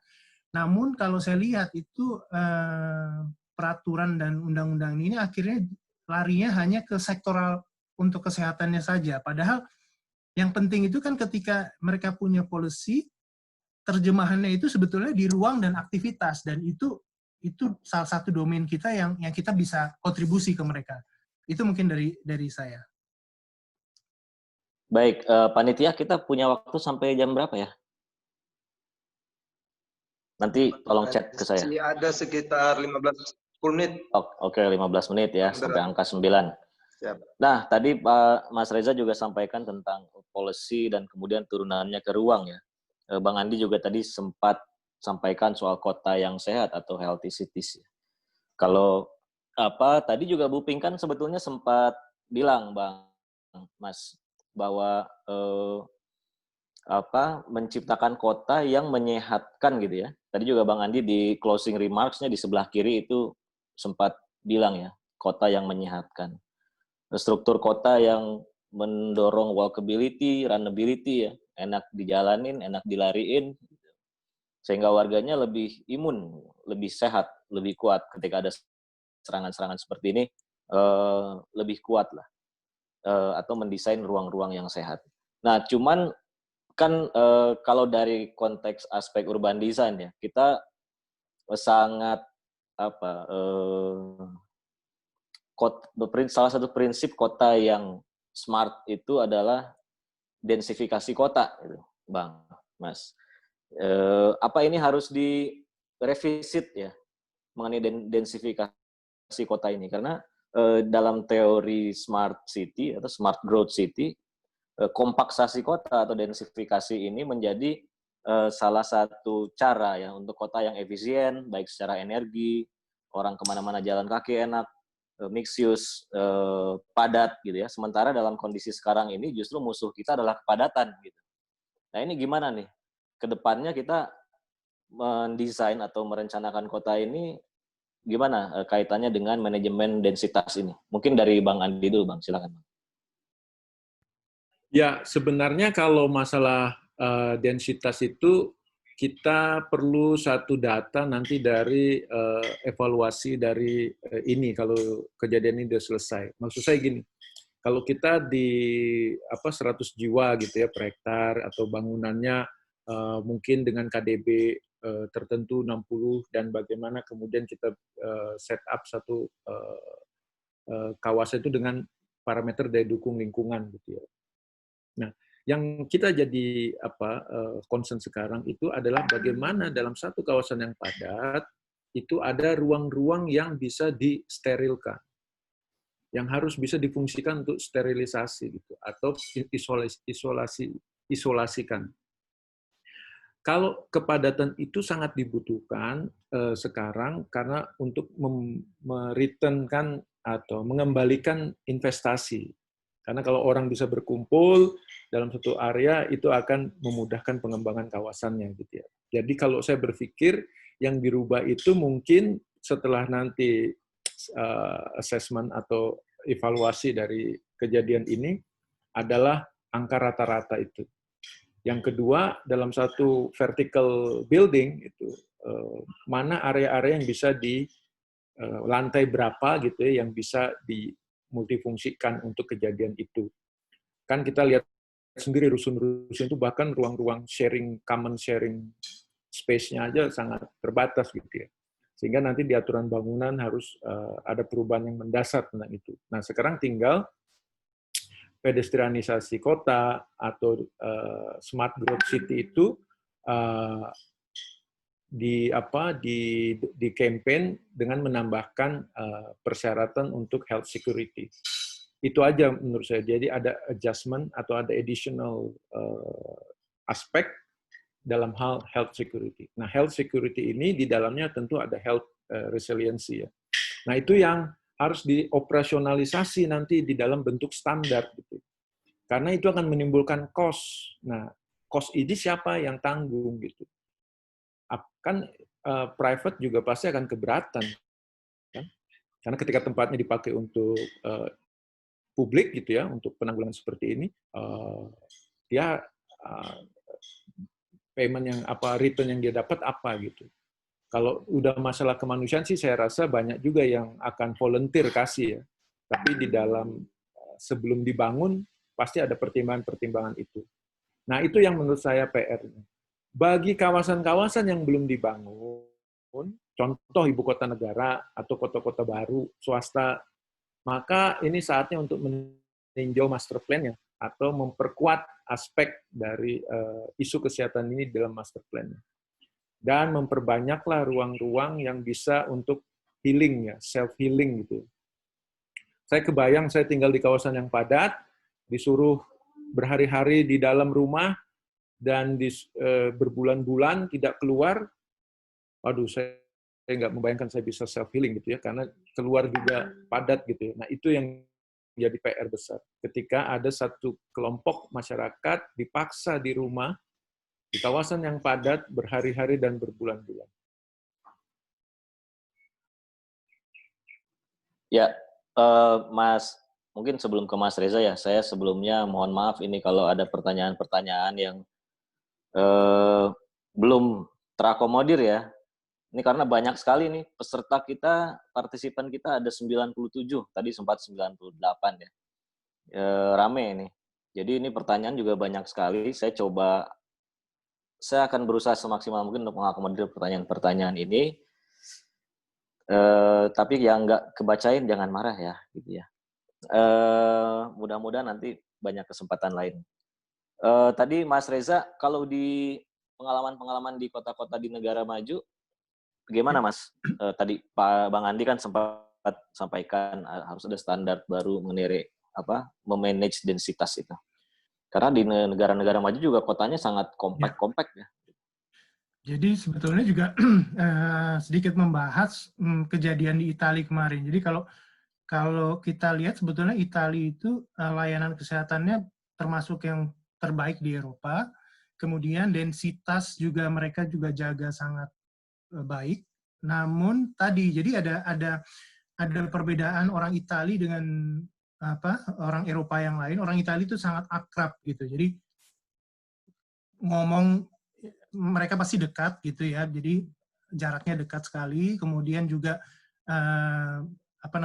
keakraban keluarga itu seperti kita di Indonesia gitu. Jadi kalau ngumpul tuh biasanya minimal sekitar 8-12 orang tuh pasti ngumpul. Nah, itu yang kemudian saya hanya bisa menduga saat ini, mungkin belum ada penelitiannya, tapi itu salah satu faktor yang membuat mereka juga fatalitasnya tinggi sekali di sana. Nah, tadi kembali kepada kepadatan penduduk begitu ya. Jadi itu sebetulnya balik lagi nanti ke menurut saya perencanaan untuk pertumbuhan ekonominya juga gitu. Karena secara kompak kita tahu banyak kota-kota seperti Hong Kong, Macau, Singapura itu kepadatannya cukup tinggi, atau New York. Dan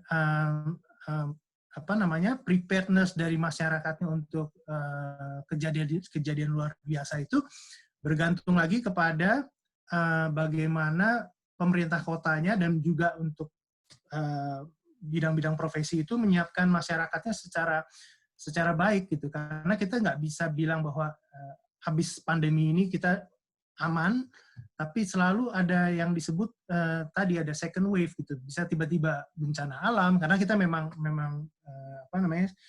di daerah yang rutin dilalui oleh gempa.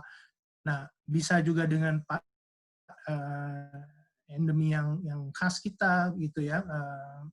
Itu hal-hal yang menurut saya perlu dipertimbangkan, dan menurut saya sebetulnya standar-standar kesehatan itu akhirnya harus dipaksakan, bukan lagi anjuran, tapi harus dipaksakan gitu. Jadi contohnya di Singapura tadi balik lagi ya, mereka dipaksakan gitu. Kalau misalnya untuk restoran misalnya nggak bersih, mereka denda langsung. Hal-hal seperti itu sepertinya di kita harus mulai diterapkan, termasuk seperti halnya untuk lalu lintas. Kalau kita lihat kan sekarang lalu lintas ada ada kamera dan lain-lain. Itu sangat baik, dan mau tidak mau untuk membuat kita lebih tertib ya. Sampai saat ini saya belum bisa menemukan cara yang lain gitu. Mungkin itu dari saya. Ya, terima kasih. Ini saya di demo nih dari tadi di chat grup ini. Lockdown gimana lockdown? Mudik gimana katanya? Ya, bonus lah buat kalian yang nanya lockdown dan mudik ya. Gimana Bang Andi? Lockdown kota, tapi masih aja ada yang mudik. PSBB, iya masih aja ada yang mudik. Lockdown, iya, tapi pergerakan suka-suka aja, nggak terbatas. Gimana nih Bang Andi? Ya, makasih Dimas. Tadi saya over ke Koko. Koko kan ada di sini tuh, Sekjen MTI juga itu. Mungkin harus dibahas khusus mudik itu dengan MTI. Tapi anyway gini, kalau untuk pertama masalah lockdown, jadi atau karantina wilayah, walaupun beberapa orang mengatakan itu berbeda gitu ya. Sekali lagi yang Undang-Undang Kesehatan 6/2008 itu fokusnya pada karantina barang atau orang gitu ya. Nah sekarang kita bicara karantina wilayah. Karantina wilayah itu kita nggak punya pengalaman nih dari level neighborhood scale kalau kita RT RW gitu ya. RT RW itu rukun tetangga, rukun warga ya, bukan RT RW kayak yang kita kerjain. Lalu ke level kelurahan, kecamatan. Nah itu yang harus dipelajari, dieksaminasi dengan data-data digital tadi. Problemnya adalah suspek itu kan tidak menjadi konsumsi publik. Jadi kita yang di luar pemerintahan tidak bisa bantu untuk mengolah itu. Nah, mudah-mudahan di internal pemerintah punya data itu, dan kemudian yang dipelajari data digital itu misalnya handphone dia itu kemudian di-generate, di-retrieve gitu ya, dia komunikasi ke siapa aja, ke tempat mana aja dalam 1 minggu terakhir misalnya.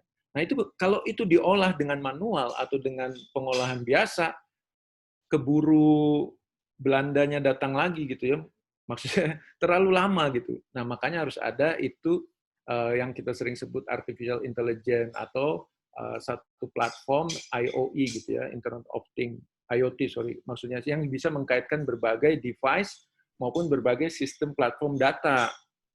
Itu yang harusnya dibantu oleh Smart City Kominfo atau Kemendagri atau Jakarta sendiri punya itu. Nah, dengan dasar itu baru kita bisa kemudian mengkerdilkan atau isolasinya itu bisa lebih terukur gitu. Jadi saya tidak sepakat kalau orang sudah anti dengan lockdown-nya. Yang kita matikan itu adalah mata rantainya, jadi kita putus gitu. Nah, terkait juga nanti dengan mudik, kalaupun itu sudah jadi pilihan atau keputusan pemerintah, maka mau tidak mau ada 3 tuh yang harus diantisipasi. Yaitu pertama adalah screening berlapis. Screening berlapis itu dari rumah ke stasiun bus atau stasiun kereta atau kendaraan pribadi ketika dia masuk tol, sampai dia ke tempat mudik, itu harus dilakukan pengetesan. Tapi pakai apa? Pakai suhu doang, temperatur. Nah, rapid test sendiri masih tidak akurat. Jadi itu tolong dipertimbangkan oleh pemerintah ketika memperbolehkan mudik. Sekali lagi, kita punya measurement dan kita punya resource human maupun finansialnya nggak untuk melakukan screening berlapis itu. Yang kedua adalah pada daerah-daerah yang sudah red zone, maka itu harusnya sudah strict aja, nggak boleh gitu. Ya, jadi kita kan red zone itu akan terus bergerak dia sampai nanti Mei nanti gitu ya. Nah, itu yang kita harus pemerintah harus punya dasar pertimbangan yang sangat terukur untuk bisa melabeli satu kawasan itu sebagai red zone dan kemudian tidak boleh sama sekali. Bukan seluruh Jakarta red zone ya, tapi pada kawasan atau kecamatan atau kelurahan tertentu. Nah, red itu sendiri ada kriterianya tuh, apakah 100 per populasi atau 100 per 10.000 atau apa. Nah, itu ada hitung-hitungan dari ahli endemik dari public health. Yang terakhir, yang harus disiapkan di tempat mudik itu adalah, ketika mudik itu diperkenankan adalah, istilahnya, peran dari ahli-ahli agama, ulama, ustadz, tokoh masyarakat, itu mulai mengkampanyekan bahwa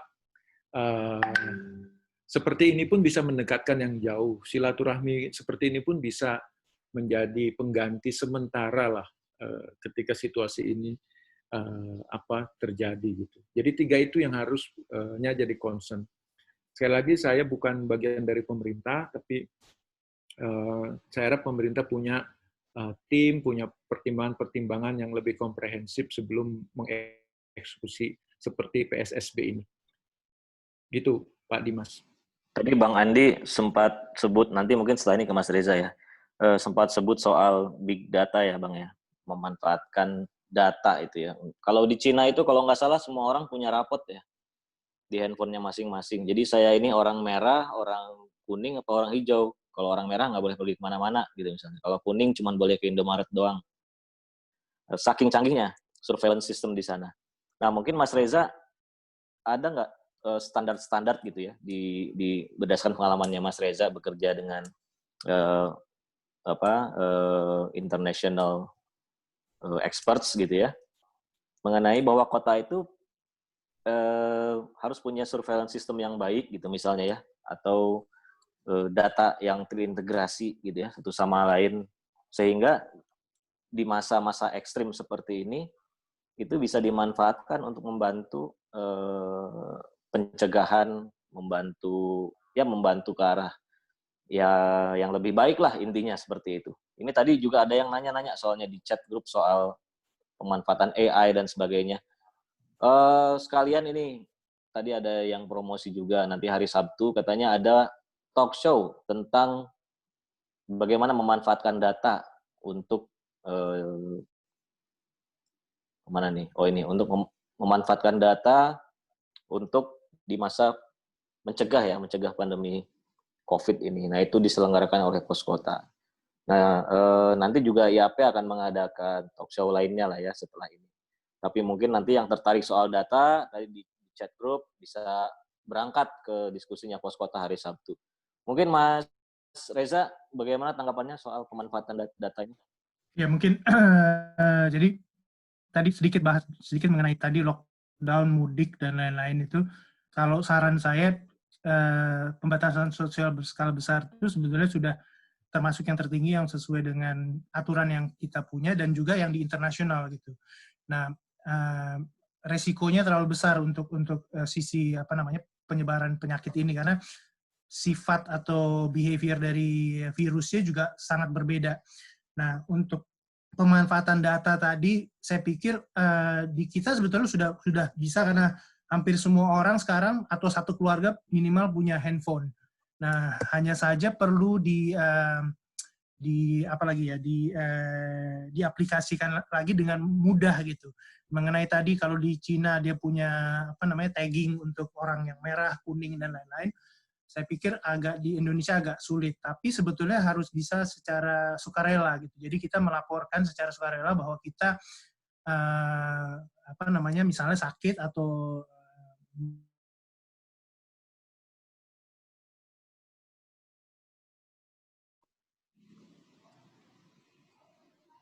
Halo? Hilang ya? Yang lain bisa dengar, Bang Andi bisa dengar Mas Reza nggak? Hilang ya? putus, saya bisa. Ya, putus. Oke. Masih keputus-putus atau? Ya, udah, Mas Reza. Mangga, Ya, lanjut. jadi sebetulnya kalau kita bisa memulai untuk mengajak masyarakat untuk secara sukarela untuk men-share data kesehatan kita itu mungkin bisa. Memang ada isu juga untuk privacy. Nah, ini yang sebetulnya kembali lagi ke masing-masing gitu. Apakah mau sharing data, karena sebetulnya juga hampir di seluruh handphone kita sekarang punya data health yang melihat berapa langkah kita per hari dan lain-lain. Itu sebetulnya data kesehatan yang bisa dipakai juga untuk secara nasional gitu, secara wilayah atau nasional, dan melihat tren yang ada. Dan big data itu sekarang di health itu bisnis yang sangat besar. Bahkan untuk asuransi pun, ini contoh di Eropa, kalau Anda punya data bahwa Anda ikut fitness contohnya, Anda bisa disupport untuk bayar bulanan fitness. Ini contoh di Swiss ya, seperti itu. Itu pemanfaatan big data yang sebetulnya kalau di Indonesia menurut saya potensinya besar dan harus dimulai gitu. Mungkin itu dari saya.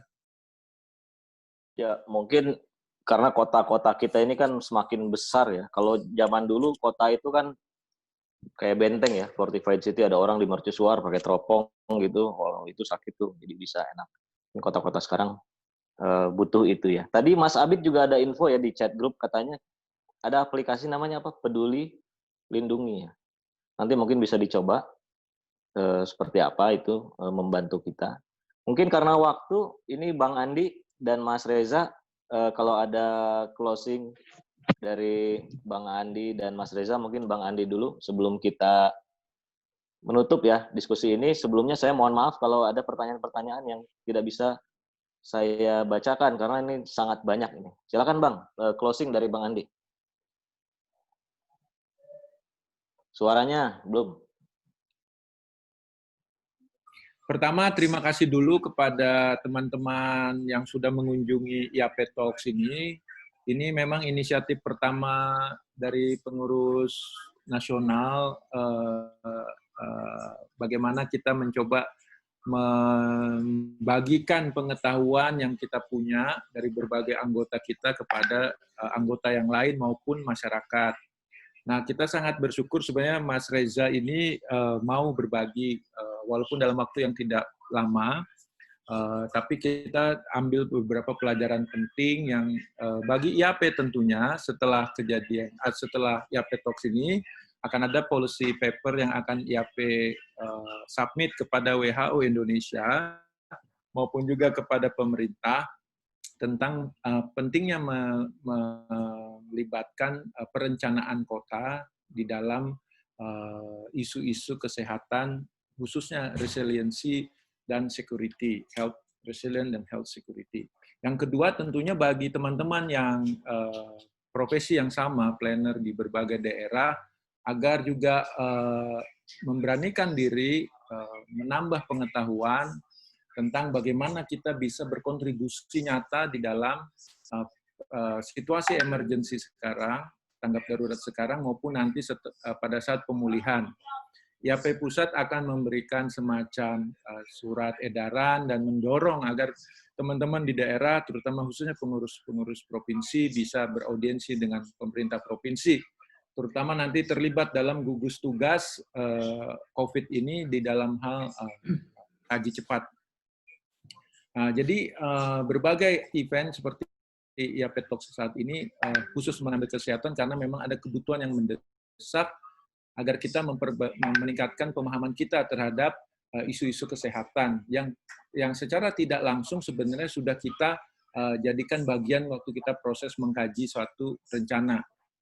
Nah, yang terakhir tentu saja bagi teman-teman yang sudah mendengarkan ini, memang tidak semua pertanyaan bisa dijawab, tetapi yang saya mau tekankan sekali lagi bahwa kita tidak cukup hanya dengan menyiapkan kota yang menyehatkan dan lingkungan kota yang sehat bagi warganya, tapi juga harus bisa memastikan agar ketika terjadi kejadian luar biasa, endemik, pandemik, global seperti ini, kota kita bisa meminimalkan resiko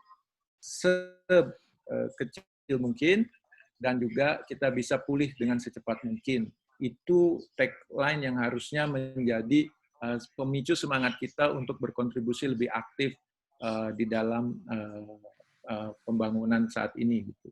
Terakhir, tentu saja bagi teman-teman mahasiswa yang S1, S2, maupun yang S3, saya sangat menghimbau dan mendorong agar menggeluti bidang ini, planning for healthy cities ini, karena generasi kalian yang akan menghadapi mungkin akan lebih banyak variasi-variasi yang kita tidak bisa duga saat ini kejadiannya seperti apa gitu. Nah, itu pesan-pesan apa saya sebenarnya dengan ada IAP Talks ini. Nanti ada IAP Talks yang lain dengan aspek-aspek yang lain. Silahkan nanti pantau di sosial media IAP, dan kami juga sangat mendukung adanya inisiatif dari anggota IAP yang juga maupun pengurus provinsi yang juga menyelenggarakan distant call seperti ini ya. I think it's really good for us di tengah situasi yang seperti sekarang ini. Sekali lagi selamat bekerja di tempat masing-masing, selamat belajar bagi para mahasiswa, dan semoga nanti dari ini ada yang terinspirasi untuk memperdalamnya. Dan tentu saja saya minta kesediaan Mas Reza untuk tetap berkomunikasi dengan kami di sini untuk membantu promosi atau agenda-agenda IAP ke depan dalam isu health resilient dan health security. Terima kasih. Terima kasih, Bang Andi. Mas Reza, mangga Mas, closing Mungkin remarks singkat dari Mas Reza. Jadi saya ucapkan terima kasih untuk Pak Andi dan Dimas dan pengurus IAP sekarang, dan juga kepada rekan-rekan yang ikutan di acara ini, Zoom untuk webinar ini. Dan saya pikir sebagai juga anggota IAP yang sekarang nggak aktif ya Pak, jadi saya pikir kita harus melihat bahwa ini salah satu organisasi yang punya networknya sangat luas, dan mungkin ada dari peserta yang belum jadi anggota, saya mengharapkan ikut menjadi anggota dan mengajak teman-temannya yang planner juga untuk bergabung di IAP, karena peluang kita sangat besar, peluang kita untuk berbagai bidang yang belum ada sebelumnya itu, saya pikir itu perlu kita telaah lagi. Seperti kesehatan ini, sangat sedikit orang berbackground planning yang mau masuk ke bidang kesehatan, tetapi penting bidang ini. Dan kemudian kalau saya boleh usul juga, nanti ada mungkin sesi-sesi khusus yang kita undang dari planner kesehatan yang background-nya mungkin dokter dan tenaga medis. Mungkin dari saya itu, saya alhamdulillah ada posisi di Jenewa, jadi kalau dari pengurus atau dari anggota atau bahkan dari adik-adik mahasiswa ada yang butuh informasi, data, dan lain, silakan hubungi saya, bisa melalui sekretariat, dan saya pikir manfaatkan jaringan yang ada saat ini, jadi untuk meningkatkan kemampuan kita berprofesi sebagai planner. Demikian, terima kasih banyak sebelumnya. Terima kasih. Baik, terima kasih untuk Bang Andi, untuk Mas Reza, untuk rekan-rekan semua. Kita sudah berada di ujung diskusi. Ada 98 peserta tadi, saya lihat. Terima kasih sekali. Mudah-mudahan antusiasme ini terjaga terus ya. Semangat kita untuk terus mengembangkan kapasitas kita. Untuk yang belum jadi anggota IAP, silakan daftar di web www.iap-membership.org.id. Untuk yang sudah daftar, bayar iuran. Untuk yang bukan anggota tapi belum mau jadi anggota juga nggak apa-apa. Mudah-mudahan tergerak semangatnya untuk jadi anggota IAP. Kita akan ketemu lagi di IAP Talks selanjutnya. Kalau COVID sudah berakhir, kita akan ketemu di Talks offline. Kalau COVID masih ada, kita akan ketemu lagi di Talks online. Mungkin hari Sabtu juga ada Talks serupa, bukan diselenggarakan oleh IAP, tapi oleh platform yang lain ya, Poskota tentang data dan kaitannya dengan COVID ini. Kita akan ketemu lagi, tunggu info dari kami, pantengin terus sosmed IAP, pantengin website, dan juga blast-blast WhatsApp. Terima kasih juga untuk panitia yang sudah memfasilitasi diskusi ini. Terima kasih Pak Moderator, Pak Ketua. Saya tutup dengan wassalamualaikum warahmatullahi wabarakatuh. Waalaikumsalam warahmatullahi wabarakatuh. warahmatullahi wabarakatuh.